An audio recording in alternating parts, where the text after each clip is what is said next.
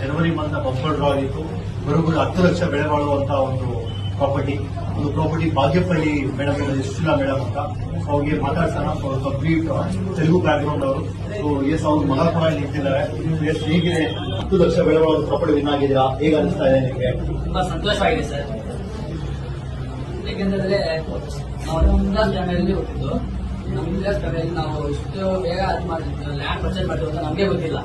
ಅದನ್ನ ನಮಗೆ dream deal ಎಂಬ ಕಂಪನಿಗೆ ಐದಾರು ಸರ್ ಅವರು ಸ್ವಲ್ಪ ಇವೆಂಟ್ ಕೊಟ್ಟರು. ಅದನ್ನ ನಾನು ಎಲ್ಲರೂ ನಂಬರ್ ಸ್ಪ್ರೆಡ್ ಮಾಡಿಬಿಟ್ಟು ನಿಮಗೆ ಏನನ್ನ ಪ್ರಾಮಿಸ್ ಮಾಡಿದೆ, ನಿಮ್ಗೆ ಬರಲೇ ಬರುತ್ತೆ ಅಂತ ಹೇಳ್ಬಿಟ್ಟು ನಾನು ಅನ್ಕೊಂಡಿದ್ರಾ ಕಟ್ಟುವಂತ ಅಮೌಂಟ್ಗೆ ಪ್ರಾಪರ್ಟಿ ಬಂದೇ ಬರುತ್ತೆ? ಏನೋ ಒಂದು ಐಡಿಯಾ ಇತ್ತಾ? ಏನಿಲ್ಲ ಸರ್, ನಾನು ಅನ್ಕೊಂಡೇ ಇಲ್ಲ. దాంతో బతికే ఆధారం ఉందిలే అని ధైర్యంతో నెలలో 1000 రూపాయలు కట్టాలి.